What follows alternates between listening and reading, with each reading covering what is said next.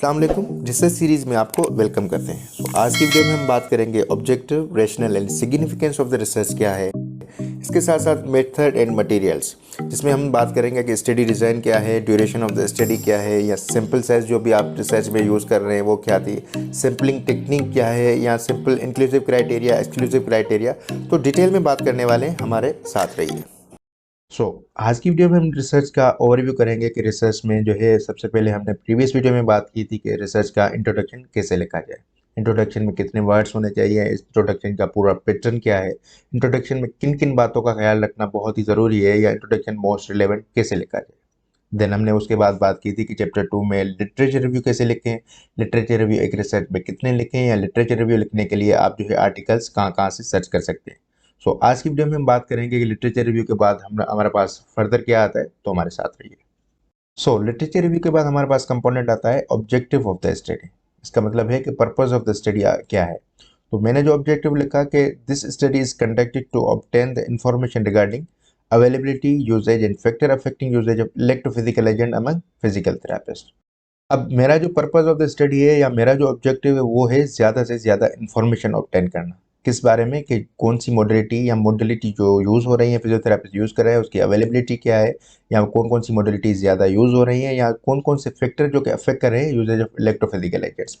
तो ये मेरा जो है ऑब्जेक्टिव। फॉर एग्जांपल, अगर आप किसी जो है डिजीज़ पे रिसर्च कर रहे हैं, तो आप उसका जो है ऑब्जेक्टिव या पर्पस क्या लिखेंगे फर्दर, कि मैं इस डिजीज़ के बारे में ज़्यादा से ज़्यादा जानना चाहता हूँ कि इसके जो साइन एंड सिम्टम्स क्या हैं, इसकी जो है मोर्टेलिटी रेट क्या है, मॉर्बिडिटी रेट क्या है, या जो फर्दर जो भी आपका जो है ऑब्जेक्टिव है, तो आप ऑब्जेक्टिव इस तरह लिखेंगे।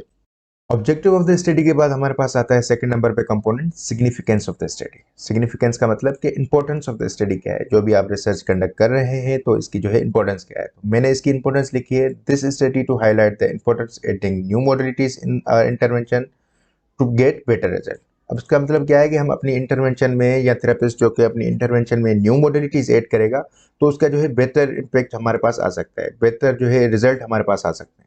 तो इसीलिए हमने जो है डिटरमाइन किया कि अवेलेबिलिटी, यूजेज, या कौन कौन से फैक्टर जो है हम हमारी मॉडलिटीज़ यूज़ करते वक्त आ रहे हैं, ताकि हमें उसका जो है पता चल सके और हम जो है अपनी न्यू मॉडलिटीज़ यूज़ करें, ताकि हमें ज़्यादा से ज़्यादा अच्छा रिजल्ट मिले। देन हमारे पास नंबर थर्ड पे आता है रेशनल ऑफ द स्टडी। इसका मतलब है कि रीजन ऑफ द स्टडी क्या है।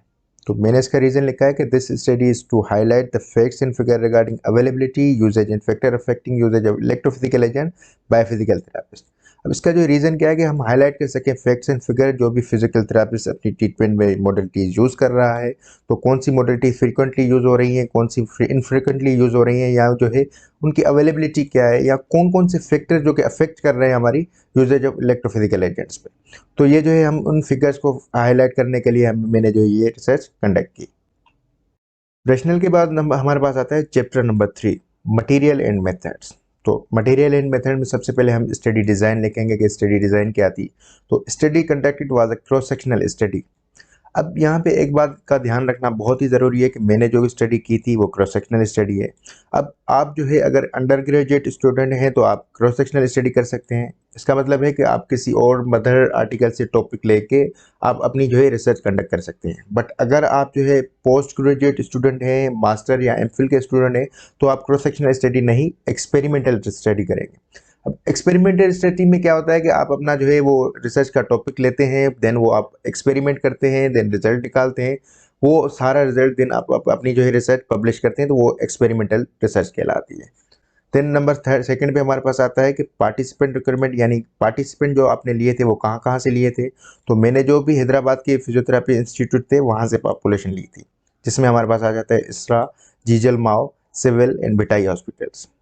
देन नंबर थर्ड पे हमारे पास आता है कि ड्यूरेशन ऑफ द स्टडी क्या थी, यानी आपने जो अपनी रिसर्च कितने अरसे में ख़त्म की। तो मैंने लिखा है कि duration of the studies around 3 months after the acceptance of proposal, यानी जब से मेरा टॉपिक एक्सेप्ट हुआ उसके बाद मैंने जो है अपनी रिसर्च कंप्लीट की थी, वो की थी 3 मंथ्स में।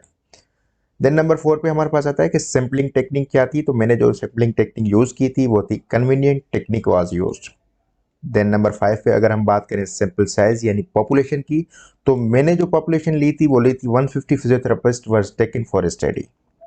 नंबर 6 पे हमारे पास आता है सिंपल सिलेक्शन, जिसमें हमारे पास इंक्लूसिव क्राइटेरिया की बात करें कि किन किन लोगों को आपने जो है अपनी रिसर्च में, अपनी पॉपुलेशन में इंक्लूड किया, तो वो मैंने लिखा है कि physiotherapist of Hyderabad were selected. जो भी फिजिकल थेरापिस्ट थे हैदराबाद में, जो भी क्लिनिक्स पे थे, जो भी मोडलिटीज़ यूज़ कर रहे थे, वो मैंने उनको जो है इंक्लूड किया।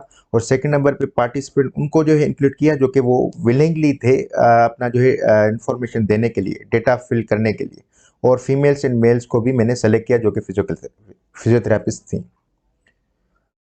देन हम अगर बात करें एक्सक्लूसिव क्राइटेरिया, यानी कौन कौन से लोग जो एक्सक्लूड थे, तो वो जो है वो थे physician, surgeon, gynaecologist were excluded. यानी जो भी फिजिकल थेरापिस्ट प्रोफेशन के बाद हटके था उसको जो है मैंने एक्सक्लूड किया है। Then employ who do not want to participate, वो भी एक्सक्लूड ही थे। देन नंबर 7 पे हमारे पास आता है डेटा कलेक्शन मेथड। तो डेटा हमने कैसे कलेक्ट की, तो data was collected by distributing questionnaire to the physical therapist. यानी हमने जो है उनको क्वेश्चनर प्रोवाइड किया, तो उन्होंने फिर हमें जो है वो क्वेश्चनर पे रिस्पॉन्स फिल करके दिया। देन हमने जो है वो सारा इस पीसेस पे एनालाइज किया। उसके बाद नंबर 9 पे हमारे पास आता है डेटा एनालाइज प्रोसीजर क्या था। यानी जो भी आपने रिस्पॉन्सेज लिए वो एनालाइज किससे की, तो मैंने यहाँ पे लिखा है for evaluation of data SPSS version 22 will be used.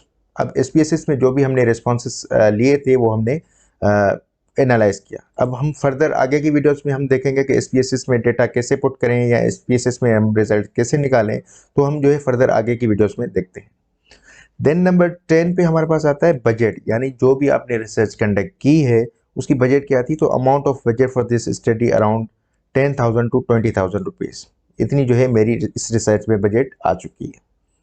Then number 11 पे हमारे पास आता है कि इथिकल कंसिडरेशन। तो इथिकल कंसिडरेशन में क्या था कि questionnaire was distribute after review of departmental ethical committee of IRS।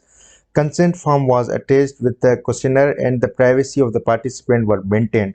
Data was only used to research purpose was remained confidential. तो ये जो है हमारा ethical consideration कहलाएगा।